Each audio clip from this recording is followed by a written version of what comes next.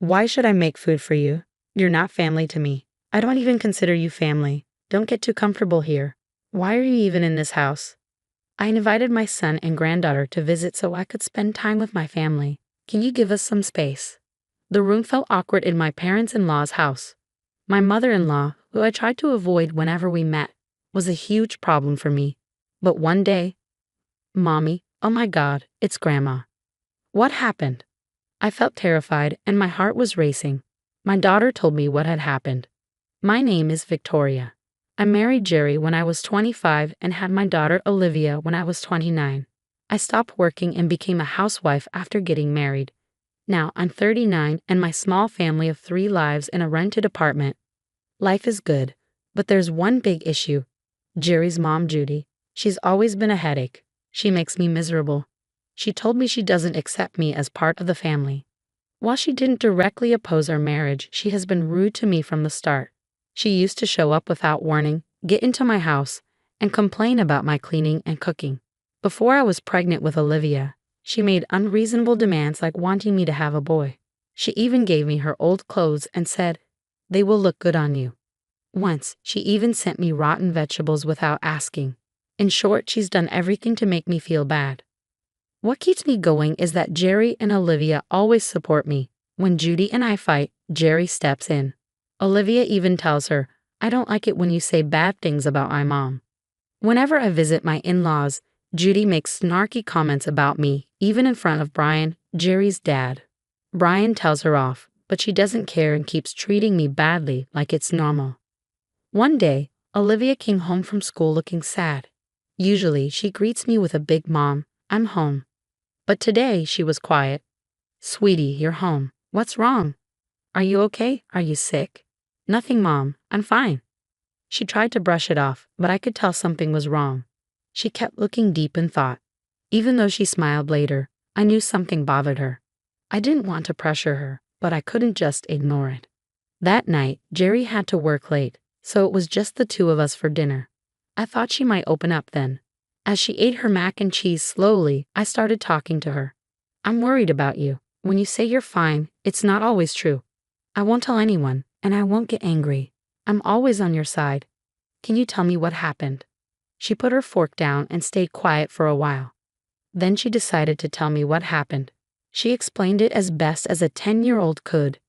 She had gone to play at a friend's house after school, just 15 minutes away. The friend's mom usually drove her back home. On the way back, when the car stopped at a red light, she saw Judy with a man she didn't know. She even saw them kissing.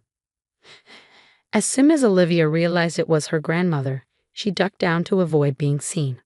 I couldn't believe what I was hearing. The idea of Judy being affectionate with another man, so close to where we live, was shocking. It must have been really upsetting for a 10-year-old to see something like that. It seemed like Judy was involved in something inappropriate. To comfort Olivia, I went to the local store and bought her favorite ice cream. Normally, I wouldn't give her sweets before bed, but today was different. She had been feeling down for a while, but she seemed a little better after having the ice cream. By the time she finished, she seemed almost back to normal. Still, I knew her heart was hurt. I decided to keep an eye on her for a while. Later, Jerry came home from work, tired, just half an hour after Olivia went to sleep.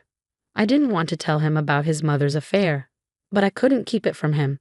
I told him exactly what Olivia had said. Jerry had been relaxing in the living room, but when he heard what happened, he covered his mouth with his hand and quickly walked to the kitchen. He came back looking shaky and said seriously. I could tell he was hurt and disgusted. After he calmed down, we started talking about what to do next. "What should we do? Should we tell Brian?" he asked. "We can't just leave it like this. If we tell him, we need more proof." I'm worried that Judy could make excuses with just Olivia's story. I agreed. We decided to hire a private investigator to look into Judy's affair. The investigator worked quickly and got us the evidence we needed. One of the photos showed Judy dressed in a way that didn't suit her age, hugging a young man. It was hard to see, but I had to face the truth. The investigator also found out who the young man was. He was a college student who was looking for older women. Judy had been giving him a lot of money, and there was even a picture of them shopping together at a fancy store. It didn't look like an affair. It seemed like she was being taken advantage of. Still, there was no doubt she was cheating, and she knew it was wrong. Now we had the proof to confront her. We just had to figure out when to tell Brian. While we were waiting for the right time, Judy called Jerry and asked him to come over that weekend. The timing couldn't have been better. If I went there, I was sure she would find a way to treat me badly. But if that happened, I could reveal everything. Who would be laughing in the end? The weekend arrived, and I usually dreaded visiting Judy, but today was different. I couldn't wait to expose her lies. As we arrived at my in-laws' house, Judy opened the door with a smile. "Ah, you're here. Hi, Jerry and Olivia. Welcome. I made a delicious lunch for you. Come in." As expected, Judy started her bullying right away. She acted like I wasn't there, turning her back to me and avoiding eye contact. Even though it irritated me, I tried to stay calm. Jerry was about to say something to her, but I stopped him. We had to be patient. It was better to let her keep acting like this and then reveal everything when we were in the living room. Brian was sitting on the sofa, watching TV. "Oh, Victoria, Olivia, and Jerry, welcome. Nothing exciting here, but make yourselves at home," he said. He always said my name first. It might have been nothing to him, but it always made me so happy. As we said hello, Judy smiled and said, "We got lunch delivered. Come, eat with us. I'm sure it's delicious." She set the plates on the table. The lunch was Thai food, papaya salad, pad thai, green curry, tom yum soup, and more. It looked great, but I was allergic to coriander, and Judy knew that. "You know, Judy, I'm allergic to coriander. I can't eat most of this," I said. She waved me off. "I know." Then she started speaking as if everything had built up inside her. "I don't need you to tell me what you're allergic to. I didn't make food for you anyway. My family is just me, Brian, Jerry, and Olivia. Why are you even here? I invited Jerry and Olivia, not you. You're so rude." She kept going. "Let me tell you something, Victoria. You should be ashamed of yourself. You're a lazy housewife who doesn't even do housework and just sits around. You don't work, and you don't take care of your house. What do you do all day? Are you having an affair or something?" "Who knows?" "Me? Having an affair?" I said, shocked. Jerry, standing next to me, looked disappointed. It was about time. I couldn't believe Judy was bringing up such a perfect topic. I asked Jerry if I could speak up, and he nodded eagerly. She had been so nasty to me and even traumatized Olivia. It was time to confront her. I took out the photos from my bag and handed them to Brian, not Judy. At first, they both looked confused, but once they realized what they were looking at, their faces changed. Brian's turned red, and Judy's went pale. I couldn't help but notice the difference. "What are these?" Brian asked. "These are photos of Judy having an affair with a young man," I said calmly. Olivia saw them together. She thought I was having an affair, but it looks like she was talking about herself. "No, that's not true. I'm not having an affair with Justin. It's just," Judy panicked and accidentally said the young man's name. Brian got even angrier. "Who's Justin?" "I heard you gave him a lot of money, maybe a couple thousand or even more," I said. "You're a housewife too. Where did all that money come from? It can't be from Brian, right?" I pressed. "You're so cruel. You shouldn't take advantage of his kindness." I took the chance to push her even harder. Judy was shocked, and though she tried to speak, no words came out. She probably never expected me to stand up to her. "Mom, you've been so good to her, haven't you?"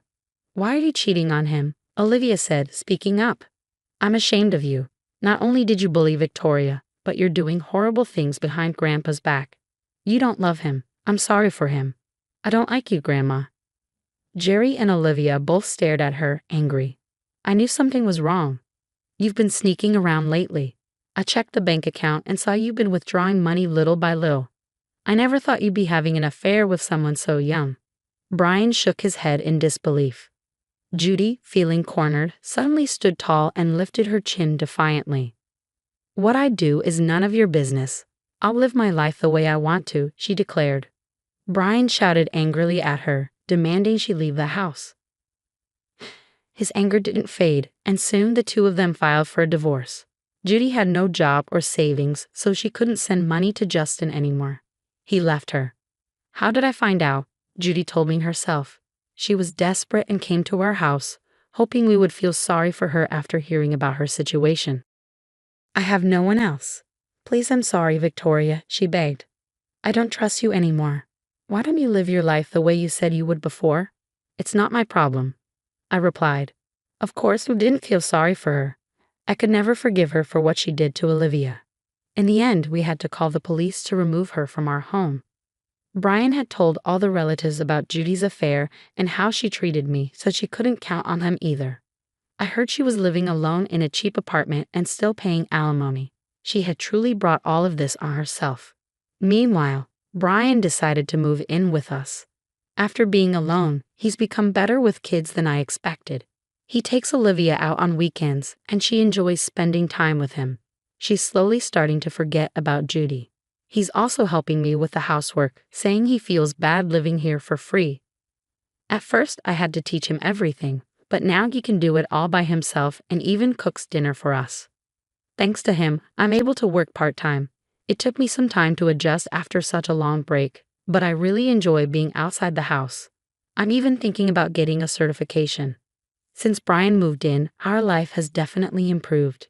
He protected me when Judy mistreated me, and he's still helping me in so many ways. Judy was truly foolish to betray such a good man. I've learned from all of this not to give in to immediate desires and to be thankful for the happiness I have now.